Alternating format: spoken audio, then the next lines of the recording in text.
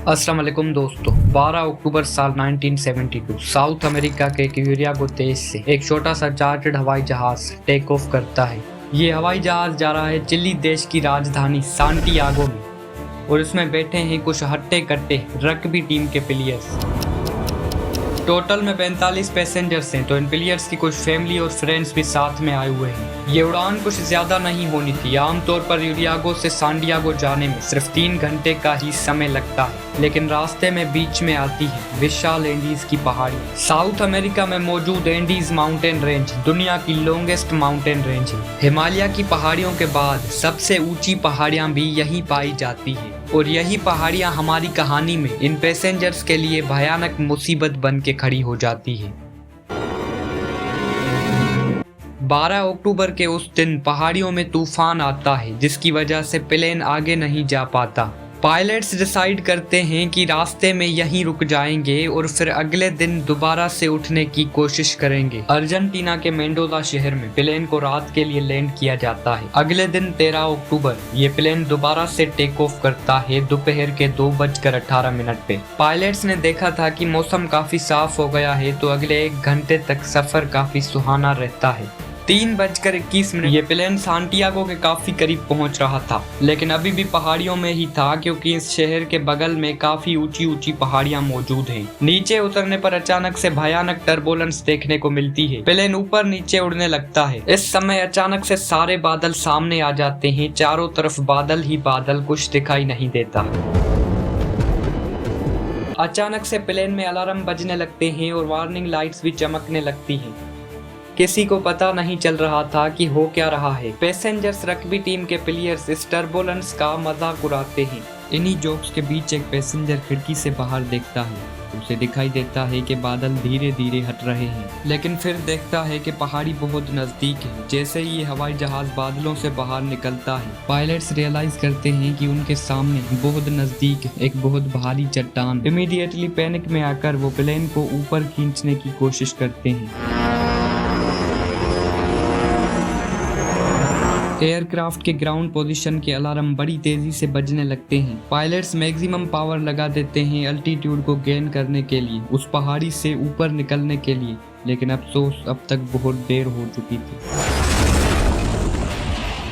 हवाई जहाज के नीचे का हिस्सा पहाड़ी से टकरा जाता है। ऊपर जाते वक्त प्लेन का जो पूरा रेयर पोर्शन था वो अलग हो जाता है। पीछे की जो 2 सीट्स थी वो लिटरली हवा में उड़ जाती हैं। 3 पैसेंजर्स इसके साथ उड़कर हवा में गायब हो जाते हैं। कुछ और सेकंड्स तक ये प्लेन ऊपर जाने लगता है, लेकिन फिर अचानक से नीचे गिरने लगता है। कुछ और सेकंड्स के बाद एक और कलूजन, प्लेन का लेफ्ट विंग भी टूट जाता है और कुछ और पैसेंजर्स हवा में उड़कर बाहर गिर जाते हैं और प्लेन का एक फ्रंट पोर्शन ही बचता है जो सीधा जाकर ग्लेशियर में जाके गिरता है। 350 प्रति घंटा की स्पीड से तेजी से ग्लेशियर पर स्लाइड करने लगता है और फिर 700 मीटर नीचे आकर फाइनली एक टकराव देखने को मिलता है।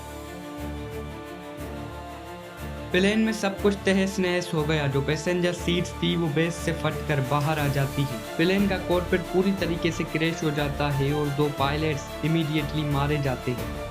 ये हवाई जहाज एंडीज की किसी अनजान पहाड़ियों में 3570 मीटर की ऊंचाई पर टूटा हुआ पड़ा है। लेकिन हैरानी की बात यह है कि 45 पैसेंजर्स में से 33 पैसेंजर्स अभी भी जिंदा हैं। किसी तरह ये इस क्रैश को सरवाइव कर जाते हैं और जिंदा बच निकलते हैं। बस प्रॉब्लम ये है कि ये जख्मी हैं और किसी को पता नहीं कि ये कहाँ पर खड़े हैं। रेस्क्यू टीम को भी नहीं दिखाई देते कि ये कहाँ पर खड़े हैं। कुछ दिन तक ये अपने खाने के बल चल जाते हैं, लेकिन फिर वो भी कम पड़ने लगता है। ये 19 सर्वाइवल्स 1.5 महीने तक इसी प्लेन के टुकड़े में बैठे रहते हैं, लेकिन फिर रियलाइज करते हैं कि इन्हें अब कोई नहीं बचाएगा। खुद की ही एफर्ट करके किसी तरह से इस पहाड़ियों से निकलना हो, तो 3 पैसेंजर्स ईस्ट की दिशा करते हुए फाइनली इन्हें एक नदी दिखाई देती है। ये नदियों को देखकर बड़े ही खुश थे, क्योंकि इन्हें पता था कि अक्सर गांव नदियों के किनारे पर ही हुआ। कुछ टाइम के बाद 3 आदमी आते हैं घोड़े पर। इसी तरह ये उनको अपना मैसेज देना चाहते हैं, लेकिन बीच में पानी इतना था और इतना शोर था उसका कि उनका आवाज दूसरी साइड तक जाना इम्पॉसिबल था।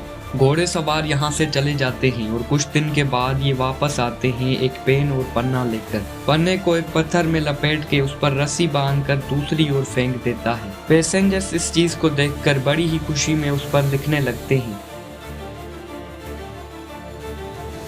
वापस से उनकी तरफ फेंक देते हैं। बाद ये गांव में पहुंचते हैं और फाइनली इन्हें कोई रेस्ट करने की जगह मिले। वहां खड़े लोग ये सारी बात आर्मी को जाके बताते हैं और आर्मी उन बाकी सर्वाइवल के पास अपनी रेस्क्यू टीम भेजती है। किसी तरह उनको रेस्क्यू किया जाता है और बड़े दिन के बाद ये अपने घरों में आके पहुंचते हैं।